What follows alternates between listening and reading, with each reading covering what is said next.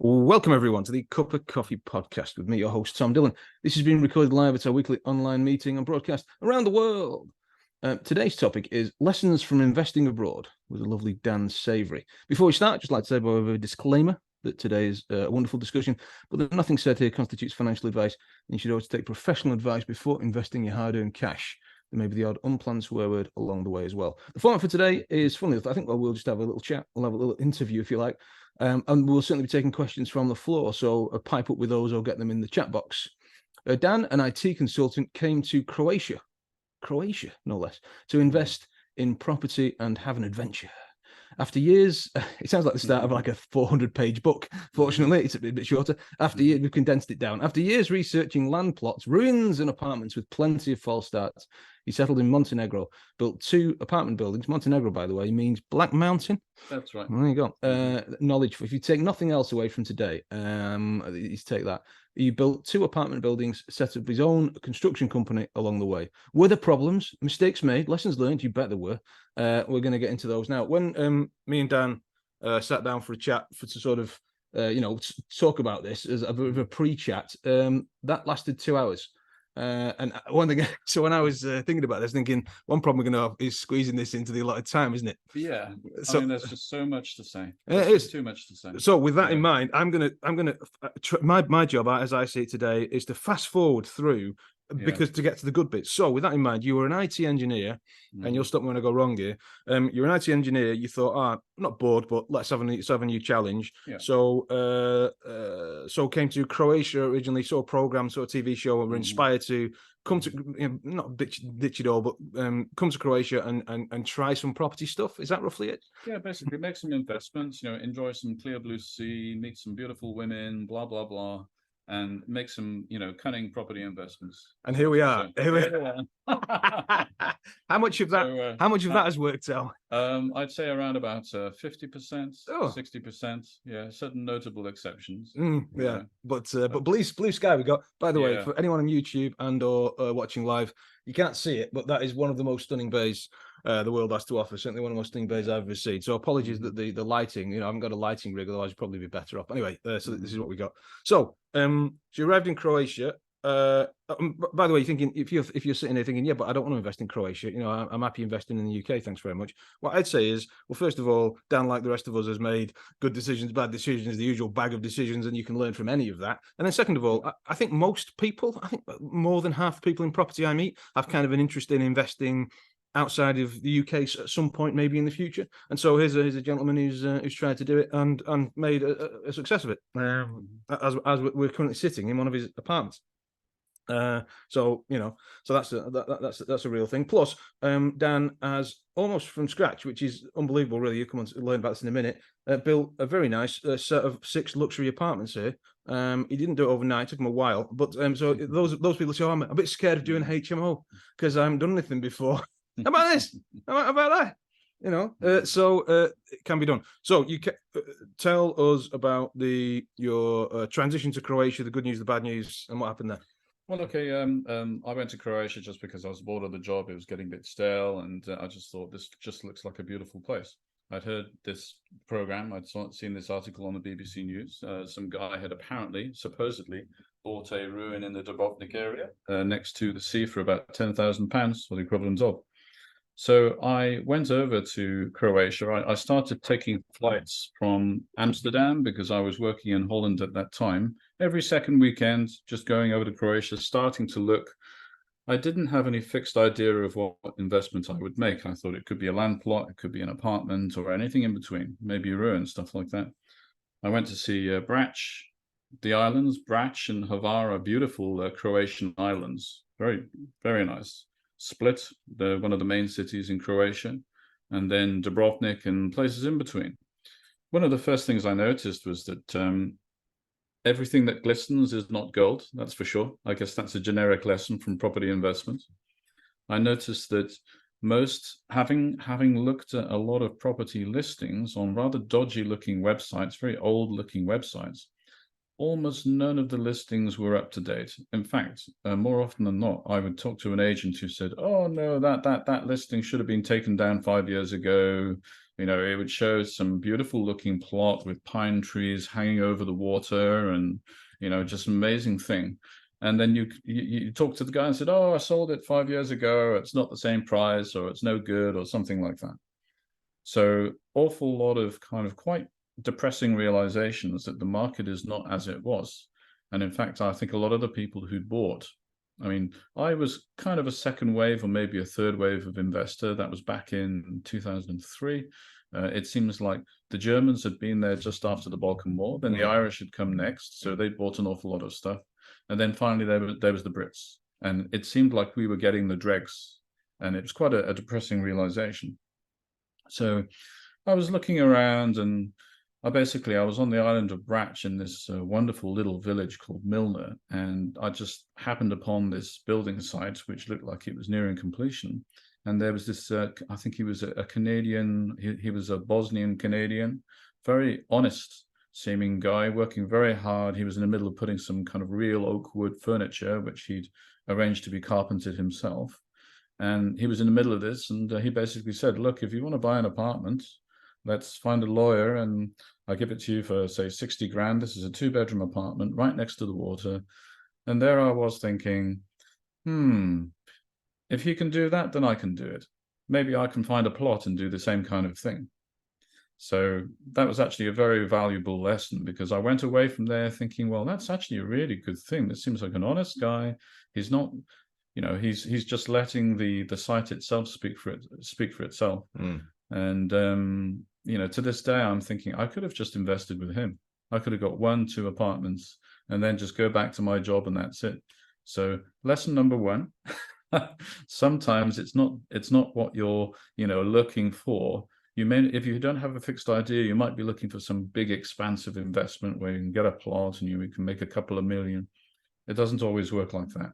And so, is the idea, like, is your point that sometimes, again, if you've not got a completely fixed idea of what you want, that can be a strength. In that, if something comes along that actually looks pretty good, maybe don't be tempted, and it's of course a difficult judgment, but don't be tempted always to go for the super crazy massive thing. How about trying the small thing? That's right, because that super crazy massive thing can be extremely hard as well, and really be very stressful. Whereas if you've got somebody honest who's going to do the work, and you know, you're not getting any alarm bells at that point, maybe that is the thing to really think about, you know, to keep that, you know, first and foremost in the mind.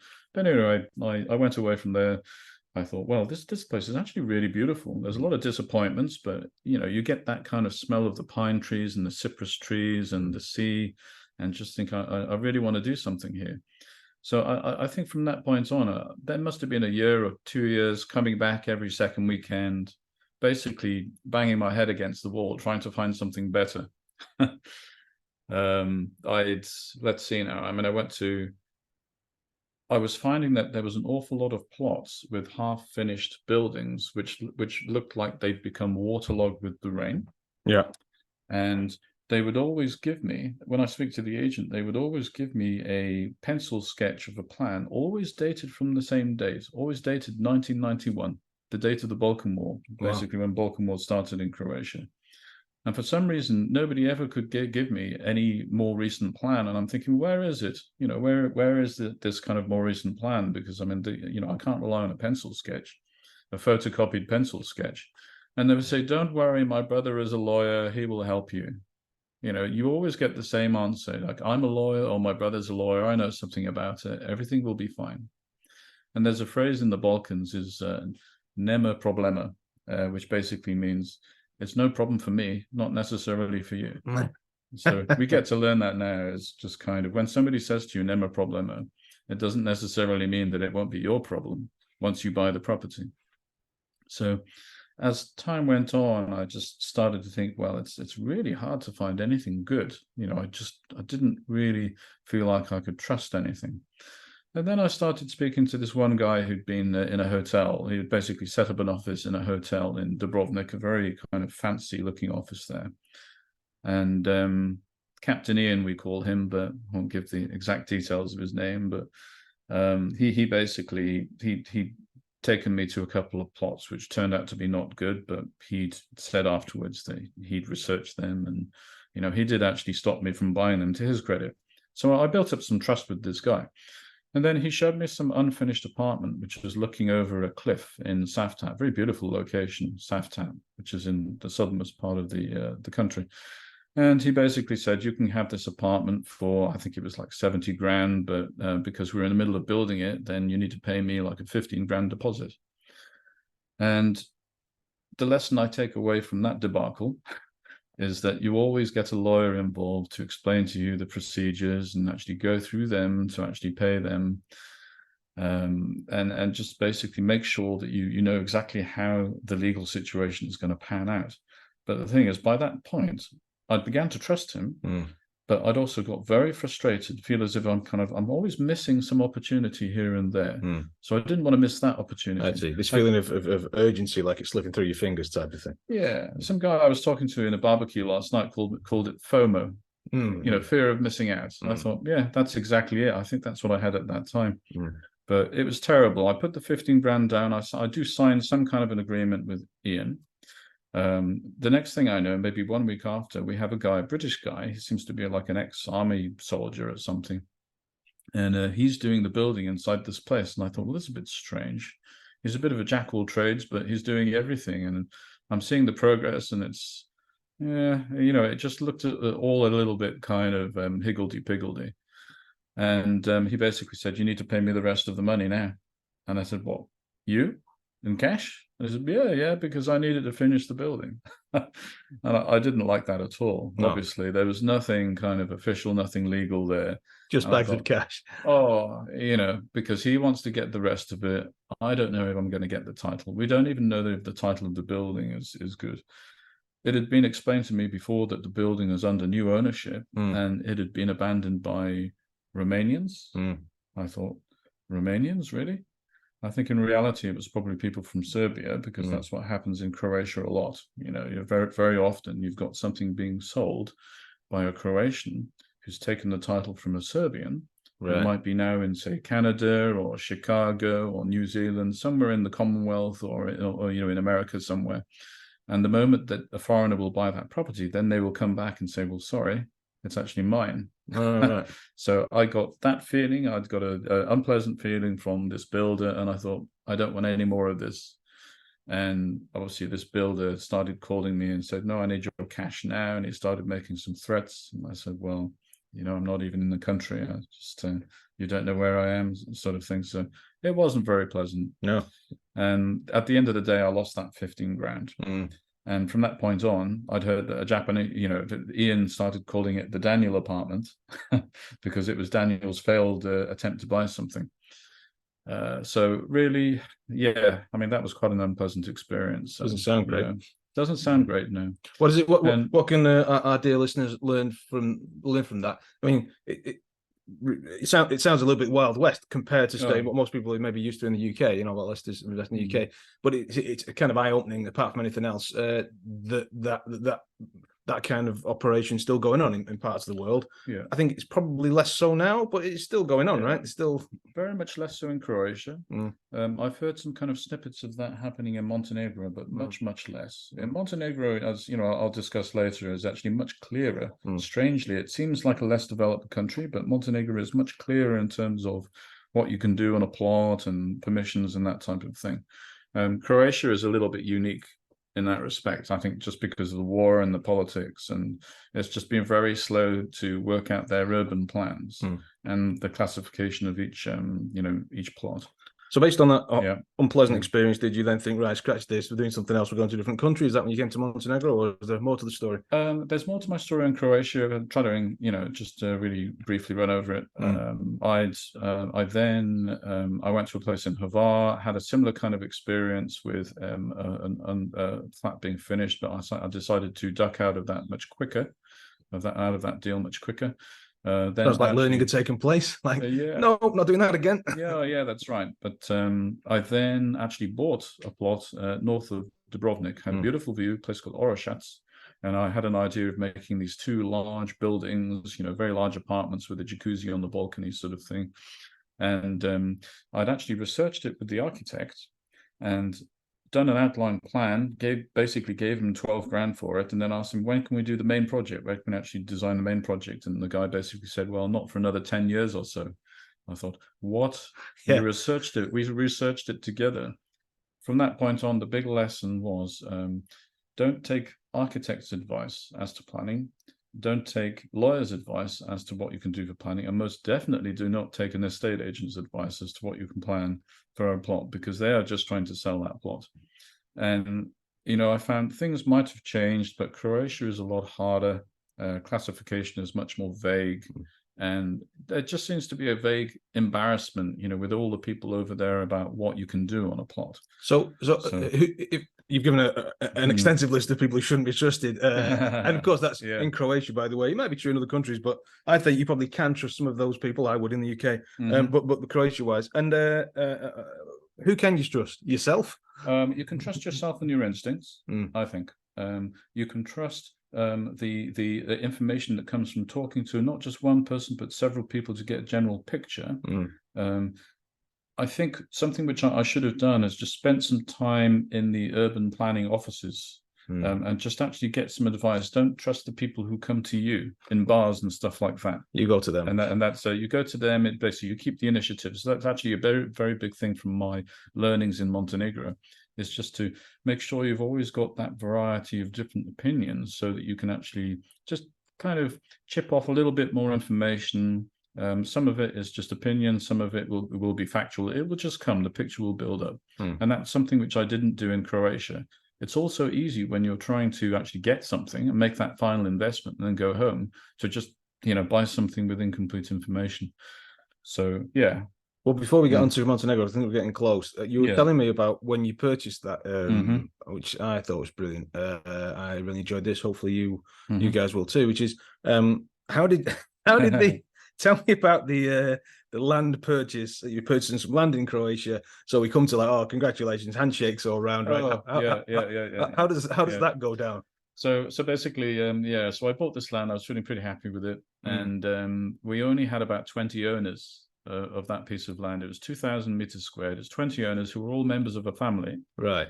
From far and wide, but many of them were just basically quite elderly, and you basically had some young people, and I had to pay them cash amounts each. So just imagine in the back room, just counting out various bits like, 123 euros, 20 or something goes to this, this person, and blah, blah, blah. So all of that finished. So, I was pretty tired by that point. And then we had what seemed like the new patriarch of the family, who wasn't the oldest person, but wasn't the youngest person. Right. And he looked like a kind of Philip Marlowe character, detective in a greatcoat. And he basically came up to me and just said, "We shall see what we shall see on this piece of land, our land." So I just paid them almost 200 grand for this piece of land. And then he's basically saying to him, "We shall see what shall we see," as if they don't like what I'm building, then they'll just have take it back. Away. And this is actually quite something about Croatia, which you wouldn't get in Montenegro. It's like people's spiritual connection with the land. I can picture. I'm almost picturing like, and obviously saying this respectfully, like the Native Americans would have with their land. A real kind of sense of joy, connection with the land. Something like that. It's almost like I was building on the poltergeist. A graveyard, and I might be expecting skeletons to come up in my swimming pool, Right. But what's most likely is that I think the guy was trying to he was just trying to say, well, we do have some political power. If we don't want, if we don't like what you're building, or maybe he's powerless. It's just maybe wasn't a show. Yeah. It wasn't a great feeling. It left me with a certain atmosphere. It's just like seems to be a lot of politics here. A huge amount of people, but just basically saying to me, well, if we like you, then we'll do anything for you. If you don't like you, you won't get anything. And I've never had anybody saying that to me here in Montenegro. So there's actually quite a lot of differences. But I know other people who've done very well in Croatia. So just to finish the Croatian legs, I think we are going to get to Montenegro and some success. I mean, nothing wrong with a bit of lessons from failure, right? But but just to round it out, is you managed to sell that plot, and from what you said before, from what we were chatting about before, that's turned out to be maybe a good move because of what's happened in the plot since. Is that right? That's right. So I went. One thing I like to do whenever I go on holiday, because Croatia is such a beautiful place, I do like to go out there for a break in the summertime. Sure. So I like to kind of drive up to see who could do what with the plots, because there were so many plots and houses which I decided not to buy. And, you know, estate agents in Croatia got to know me as the guy who's been to every single agency on the coast, but not bought anything. Well, you know, I actually like to drive to the places which I decided not to buy. Most of them haven't had a single thing done on them. That plot, and this is like 15 years now since I went to see that plot, hasn't been built upon. Wow. Nobody's done anything with it. That's a long time, isn't it? You managed to, for reference for everyone, you managed to sell the plot. Is that right? Yes, that's right. So I was very lucky. I had Savills, who operate out of Dubrovnik in Croatia.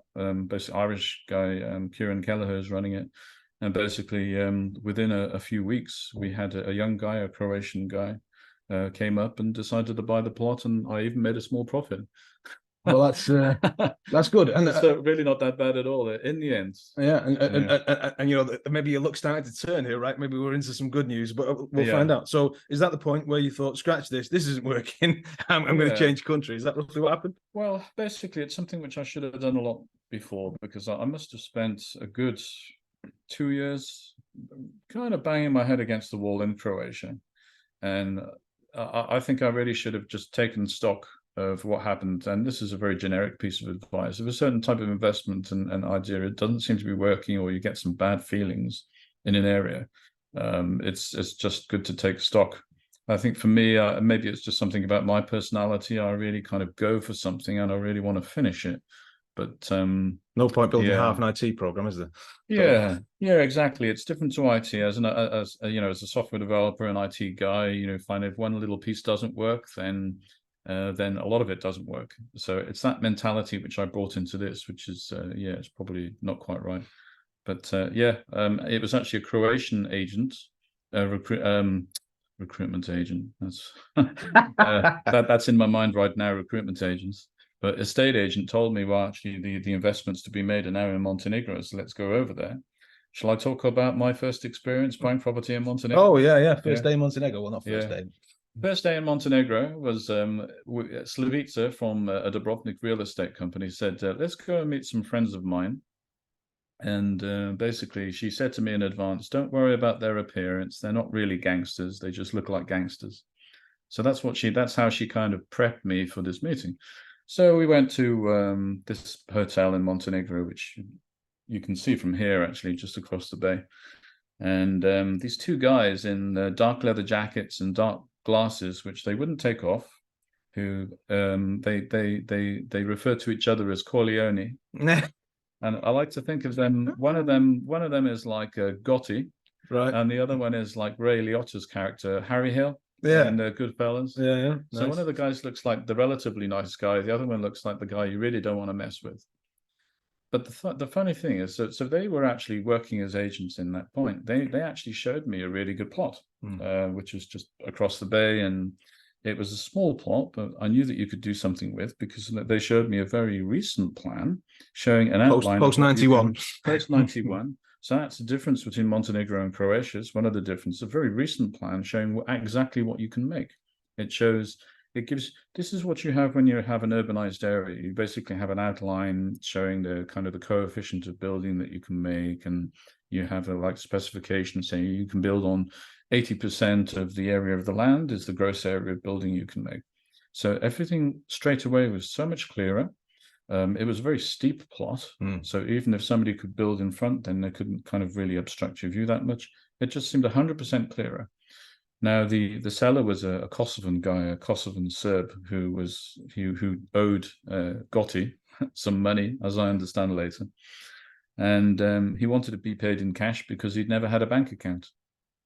So we went into one of the local banks here, and went into the bank vault area where they had like a cash counting machine, paid him his cash, and then Gotti came in and basically said, good lads, everybody. And he basically just picked up a wad of cash that looked like roughly a third out of the cash that we'd counted out, opened up his jacket. His jacket also had some money in it from a casino which he owned, put the money in that, and he basically gave the Kosovan guy a slap on the back and said, "Good man," and then went out. That's often how it feels like when I'm doing property sales, when I'm paying the solicitor. But there's usually an invoice or something rather than an inside jacket pocket. We had a lawyer, Nenad was with us at the time, and after that, Nenad basically smiled at me and said, "Welcome to Montenegro." Wow. And Gotti said to me, "Come to my casino in the evening," and I said, "Well, maybe I might have some plans." Right. So I made a ruse to say I'm not going to go to his casino, and I would see him occasionally because almost every day I would see him. He had a new car, like an Audi S8 or some fancy car like that, and I thought, this is not a guy to really kind of associate with. I just got that feeling. Sure. And well, if everyone's not piling over to Montenegro to start doing some property deals now, I don't know what we can do to tempt you. How did that once purchased? How did that go? Yeah, so basically, I had I got an architect to do the design. It might be worth mentioning my experience meeting the other British expats here for the first time, because having the same day after buying that plot, I just happened to be wandering around town, and I suddenly realized that this is where all the Brits were. Oh, right. It seemed like in every so bearing in mind this was something like 2003, 2004. It seemed to be very lively in town, and every single pub I went into had lots of Brits in it. I couldn't believe it. So I just got the impression that I should have come here a long time before, because that's where people were making good deals. And I went into one place just to get some food, a restaurant called Bastion. And there were a few Brits in there. It looked like they'd been talking about some deal, and they could tell that I was one too. So they asked me, "So what did you buy? How much did you pay?"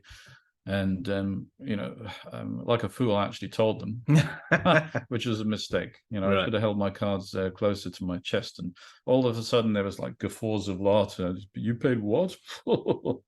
Because they were used to getting rural investments in another place, so they would have been much cheaper for them. And some of them were going for mountain investments in Colashin. And so when they heard that I'd actually paid the kind of the proper price for actually a building plot, which was cheap, and they thought, "What, you're doing that? We've just got all of this stuff for like some kind of cheap price." But it wasn't very pleasant, because it seemed like every time somebody new came into the room, they said, "Do you know what this guy paid for this plot?" But it wasn't a very nice feeling. Doesn't feel like a great introduction.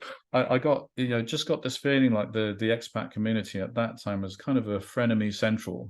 Right.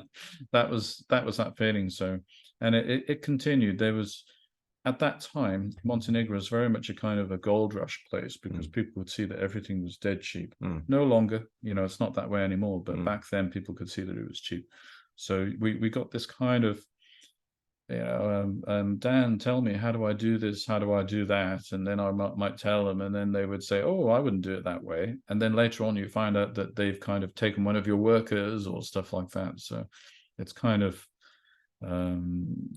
for quite a while, during the boom time, there was just a feeling like you can't totally trust your expat friends. It's a real shame, isn't it? Yeah, got to say, Manchester, I can't speak for anyone else, but one thing we have got right there is I think we're all, I'm not saying there's not a bit of underhands and shenanigans, but I think generally everyone's on the same page. But interesting to hear what's going on here. So, so with that plot, you built a house? Yeah, so basically I engaged an architect to do the building. The building turned out to be, it's kind of a neoclassical building with a mansard with like big triangular window at the top. And is that what a mansard is? Figure my guess. I think so. Yeah, good. Today's word is mansard, and people have to look it up because we're not sure. I think that word came out in my mind, but I might have let it out. Top word. Yeah. The architect likes neoclassical buildings, and since then, I think some other people in the expat community, the British expat community, have unkindly called it the ice cream wedding cake decoration, just because it's neoclassical with curved balconies and stuff like that. But anyway, I had an architect do the building. Because I didn't really know who to approach to do building, I started feeling a little bit of distrust towards the British expat community. So I wasn't asking them, where to find people. So my architect recommended a couple of people who were very expensive. And then I just happened to be kind of in a bar, and I started talking to somebody who introduced me to somebody else. And then, I then had a quote for a builder. And he basically gave me a quick rundown on what he would do.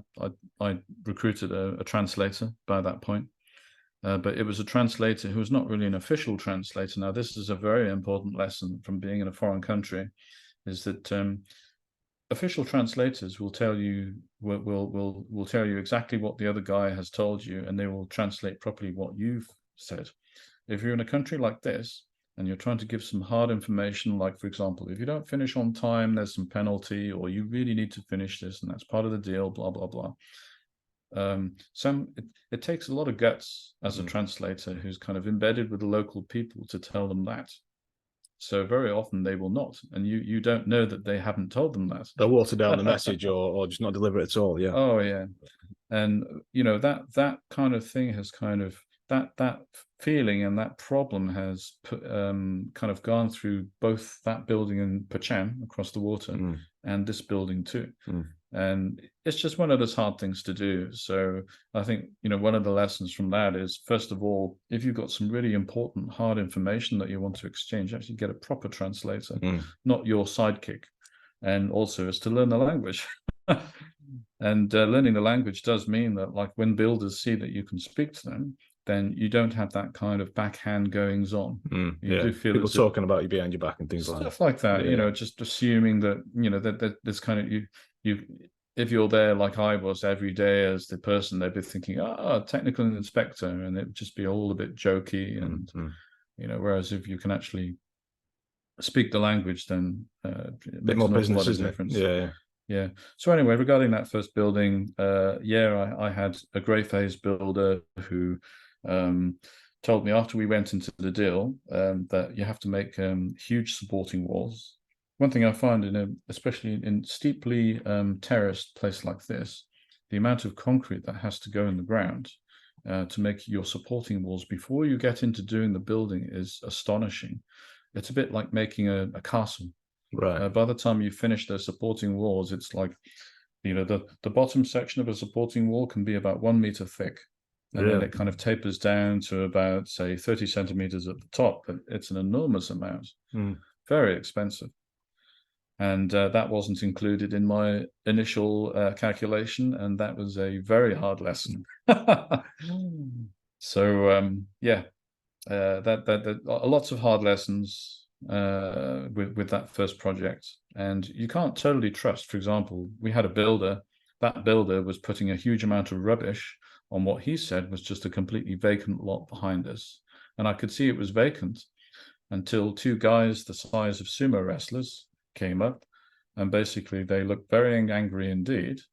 Now, I was with my translator, and I had an Irish guy who started working for me as a project manager, who basically said, I said, do you want to come up and so that we can talk to these guys? And Declan said to me, I think I fancy my kneecaps in the place that they are. And I went up to talk to these guys. And the funny thing is, they'd say, why did you put rubbish on our land? We have to call a lawyer. And they don't sound like sumo wrestlers, do they? Two huge guys, and basically, I just thought, what's going to happen here? So I was actually a little bit scared because they were quite pissed off, and then they're basically saying, we'll talk to our lawyer. But then I made a mistake, which is basically, I thought, well, I'll talk to my lawyer and we'll have a chat, and we discuss damages. When what I could have done was just quite simply got a truck to go up and actually take the stuff off myself and just clear it. But I think everything just gets to a head. When people get emotional like that, things get to a head. Sometimes it's hard to make the right decision. And, it's always good to have some kind of contingency plan of what you can do if you get that type of problem. And I was very much relying on my translator and the builder to do all of the kind of the purveying of stuff. So, if it's not too personal a question, did you make some money on that project, or did the extra cost mean it was? I think if you don't include my own time, which is a very important thing, because I had to be there all the time and I couldn't do my day job. I would say I made a little bit. Yeah. If I work out, I'd say like 80 grand, 90 grand. So looking back at it, I could have done better if I just stayed in my IT job. Right. But there was a lot of good experience from that. A lot of hard experience, but so many chapters to it, probably. Sure. Yeah. Well, if you've talked about some of the lessons from that project already, are there any other takeaways, or what would be the main takeaway from that project that either helped you or that you would pass on to other people doing similar things? I think would be the main takeaway would be to actually just before you start building and hiring people, is to actually get as much information. Maybe just pay a project manager or a surveyor, especially a surveyor, for a day to say what's missing from this project. Get to learn it as much as you possibly can, and then I think that would give you a much better foundation for what's to follow. You'd be much less vulnerable to kind of extra prices, and based on that, I would also say is to kind of step away from this very heady environment, because that time when I was building that time, whenever I'd go into town, there'd be people calling me out saying, "Hey Dan, how's it going in your plot? Come and have a beer with us." So it was just a really boozy environment. And if you kind of get into that kind of excitement and they're telling you what they're doing and you're exchanging what you're doing, it's very easy to stop looking at the details. And there could be something very important that you're missing.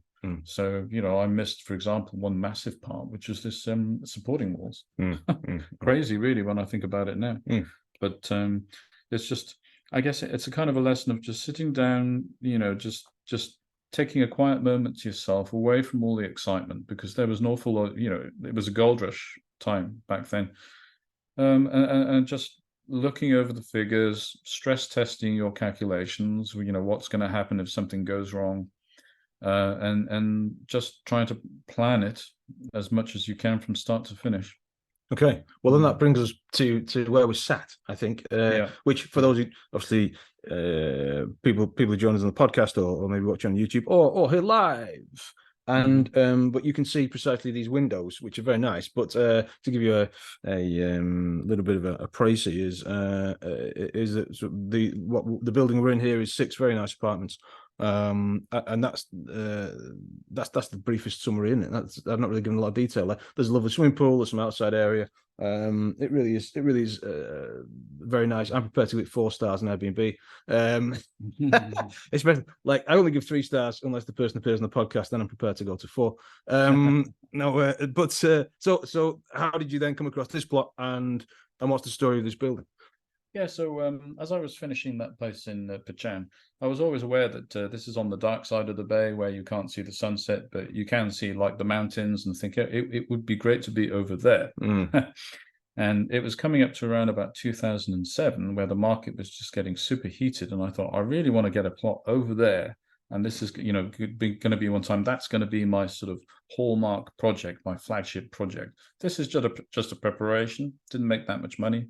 So basically, I talked to an agent who just first said to me, I've got the last available plot, good plot, in this side of the bay, in Dobrota is the name of this area. And it's a bit expensive, but you really won't find anything better elsewhere. And it was expensive. It was like 350 euros a square meter, so which is a lot for this area, really a lot.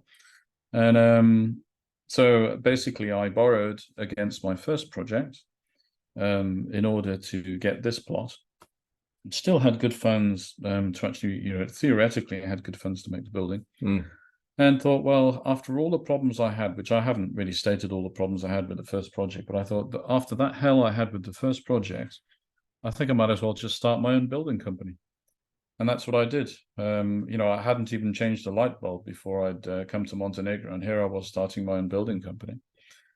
I'd already been approached again, being approached by somebody that you meet in a bar, some Serbian girl, started spoken to. She seemed pretty intelligent, and she basically said, look, if you want to start your own building company, I've got just the guy who can help you. And basically a guy from Macedonia, North Macedonia, an engineer who, if you start a building company, the engineer is basically the focal point. So his license gets incorporated into your company, and that becomes your building license to do construction, and then you get a few more documents, and that's it. So I had him, I had the Slavica, I had Declan, the project manager, and I had my translator. So there's a lot of people, eating away at my funds as time goes along, who I'm paying a salary to, basically. And having done that, I was thinking, well, now I need to find some guys, to actually do the building work. So I already knew this former pub manager who had started a recruitment agency in Serbia. And he'd said to me, come up to Serbia and, I'll introduce you to about, 20 or 30 builders. We'll come up to a cafe and you can interview them. So just imagine, there's me. I'm conducting an interview of builders in Serbia.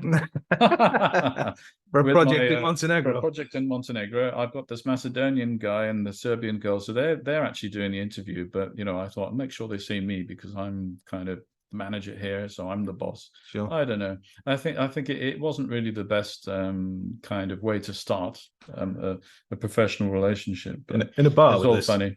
Well, I mean, it was in a cafe on the outskirts, but it might as well have been. But so I had this group. I call them the Dirty Dozen. I had about a dozen people who didn't know each other. So that was a problem, that they didn't know each other, because from at that point, I'd done digging on this plot. That was an adventure, just the digging. And then I was trying to do the foundation, the steelworks for the building. And we had all kinds of things. We had guys fighting. There was one guy who thought he was a porn star. And sometimes I go to the accommodation in the evening because, we'd be eating and then he'd be talking about something. This guy thought he was ex-Serbian special forces from the Balkan War. So whenever anyone thinks they've got a problem with a builder, like it's nothing. You're fine. It's all going to work out. Weren't two of them alcoholics as well? Or was that a different crew? A father and son team who were alcoholics and depressives, and right. I mean, they fired themselves, thankfully, just because I didn't. They wanted their money at a certain point, and I said I'm still counting the change. So basically, apart from managing this plot, I was also doing their salaries. Right. And it's really tough, when you've got 12 people and you're trying to count down to the last penny, and they just lost patience and said, "Oh, we're going back to Serbia." And I thought, good riddance, And then that was them. And then there was this the porn star special forces guy told me one day that he had a sore elbow because he'd been throwing like concrete to make the against the he's doing some kind of plastering work called spritz, I think. To prepare a wall, but he'd given himself a sore arm, and he was so tired that he was asking for like a day off, and he wanted to be paid for the day off. And the Macedonian engineer, who kind of acted as my sort of right-hand man, basically said, "Don't pay him because you're going to set a precedent with the rest of the workers." So I said, "Sorry, I can't, because this just gives a bad message for everybody else." And the guy basically burst into tears and said, "I'm leaving the next day." So good riddance to number 3. We should be grateful. That's how he got a bad elbow. So, yeah. But apart from this, presumably the building went up no problems, did it? Yeah. To more or less, we had more or less the same kind of listed adventures until eventually, I think there was just 1 or 2 people left out of the 30 dozen. Yeah. So the one guy, Laszlo, from north of Serbia, he's actually been working for me to this day. Doing occasional odd jobs. Sure. And that was actually a very good situation. I found that it's really good to have one all-rounder who sticks with you, who can finish off any job that, who can do a bit of plastering, a bit of painting, and they can finish off anything that, either because of my own miscalculation when I'm hiring the work, the guys to do the work, or otherwise, he can just finish it off. And that's been a very valuable thing to have him around. So good to have the occasional all-rounder. Am I right in thinking you then, because of the rather drifting away of the Dirty Dozen, you then got a bunch of, I think it was Serbians, who turned up the hill one day and said, "Hey, so basically, we'll help with this." Yeah. So one good thing about my previous project is that there were a bunch of Bosnian guys who all knew each other from childhood, and I already knew that they were doing a fairly good job on that previous project. And I think my translator, in a situation of him knowing them and kind of exchanging details when I didn't exchange details with them, another lesson, they actually came up the road and said, "Do you need a hand? Because it looks like things are going really slowly." So I'd spent, pretty much from September one year all the way until June the following year, trying to deal with this kind of ragtag bunch of builders, and I was nowhere near topping out the basic shape of the building. And I really needed to get that next installment from the buyers in order to continue. So these guys said, "Do you want to finish?" And gosh, were they fast. They were so fast. And it's a situation where for example, when you're topping out the building, you've got the kind of the triangular side of one side of the building where you've got a guy kind of walking up the bricks as if it's like walking up a staircase with a chainsaw in one hand, a heavy hammer in the other hand. He's not wearing a hard hat. If he makes one kind of wrong move, he falls down 12 meters. And I told him that, and I said, shouldn't you be kind of wearing some safety equipment? And he just said to me, the moment we wear safety equipment is the moment we're going to fall down. And, we've been doing this since we were kids, and just don't worry, we'll be fine. This is really dodgy, and other people basically said that's really dodgy, but that's just the way they like to work. Right. This is Balkans. And eventually we topped out. We had a bunch of gypsies with a tractor and a huge ladle of concrete to just top out the roof of the building. So that was pretty exciting to watch. I was pulled into the municipality because I was building after the moratorium. It's in July. From July onwards, you're not supposed to be doing any noisy building work. And for the tourist season. Yeah, for the tourist season. So I was pulled in, but they left me. We don't have that problem in Manchester. You're good all year round. There's no moratorium that I know about. Maybe Salford Council will bring it in, but I've not heard about it, so you're good. But there is more health and safety by the sounds of it. So it's all balanced stuff. Sorry, carry on. Yeah. So we managed to finish, just before the municipality came over a second time and said, okay, now you're going to get a fine. So actually finished that. And then I said to my buyers, okay, it's time for the next installment. And then what do I have? One of my Russian buyers, Alexei, he basically disappeared. And that meant I was about 80 grand short of what I needed. And that resulted in basically a death by 1,000 cuts of not having enough money to actually kind of completely engage the rest of the work, and therefore just doing everything a little bit piecemeal. Combine that with the fact that I was trying to get, for example, my architect had, he'd basically done the clever thing of saying, why don't you use Etong bricks in your building? No, I don't know if you know Etong bricks. Etong bricks is basically, I think the equivalent is thermalite. Right. It's called thermalite in the UK, and supposedly much lighter, much easier to build. And you've got the special building system where you can pour concrete into the bricks, and then put, when the bricks have steel in it, it's supposed to be like 3 times faster. I had none of those advantages, you see, simply because this is an earthquake area. So you actually have to build things the traditional way. And so you're not getting the full benefit of these bricks, maybe some thermal insulation thing. And as a result, I had, for example, my engineer, he didn't really know how to work with these bricks because it is a little bit different. We had another guy as a supervisor saying, I think your engineer doesn't really know what he's doing. And as a result, there was this constant threats to resign and stuff like that. And although all of that was happening in the grey phase of the building, up until the point that people just, I was trying to get those installments, all of my funds were whittling down way faster than they should have done. Time was going on. I was having to pay these people their salaries, and we were just gradually losing focus. So by the time I was to get that last installment, I was nowhere near financially the place where I wanted to be. I was in a much worse position. So when the Russian couldn't afford that next installment, it was really problematic. Yeah. So it just sent me into this kind of tailspin, and I could only do a little bit at the time. When you say tailspin, obviously financially you're in a bit of a corner. Did that? It certainly has with me in the past when I found myself in a corner. Did that affect the mental side of it as well? Was that? Oh, yeah, for sure. Because you're basically faced with all of these kind of little defeats and disappointments. It's very easy to lose focus. So yes, I think it did affect me mentally. Sure. You feel like you're just trying to go for the next day. You're just trying to do a little bit. That maybe I can't finish the whole project. So it's very tempting to stop looking at the figures and stop thinking, stop taking stock of where you are overall. What's the big picture? Maybe I should just go back into my day job for a couple of years. Maybe I should have done that at that point. But instead, what I was doing was just thinking, well, let's see if I can get to the next stage and maybe somebody else will buy. But by that time, it was 2008. And 2008, there's a certain day in the year when I went to a bank and I tried to get finance to do the rest of the construction. So this was an Austrian bank, Hypo Alp-Adria, which aren't around anymore.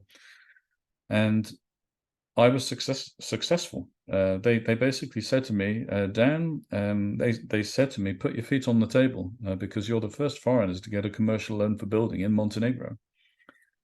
And a few minutes later, Did you put your feet on the table for the record? Oh, I did. I did put my feet on the table. Good. Yeah, At least we got that before. Yeah. This isn't going to end well, by the way. So that's good. We got the feet on the table there. It's not going to end well. And for anyone on the live chat, we're going to go. We have about another 5 minutes, so we're going a little bit over because I want to finish this story off. But if anyone needs to go, that's obviously fine. And if anyone on YouTube, stick around. What are you going for? This is the best bit. Carry on. Yeah. So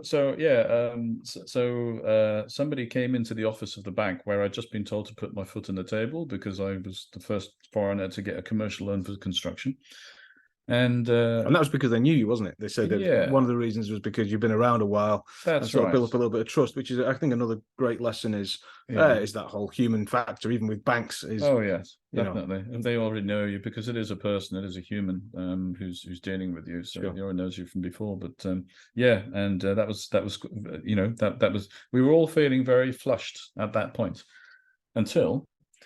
Somebody called the whole group out of the office and said, "Look, can you come with us? Sorry, Daniel, we've just going to have a quick meeting." That was the day that Lehman Brothers had gone down, and the Austrian bank was associated with Lehman Brothers, and they came back into the room saying, "We can't give you a loan anymore.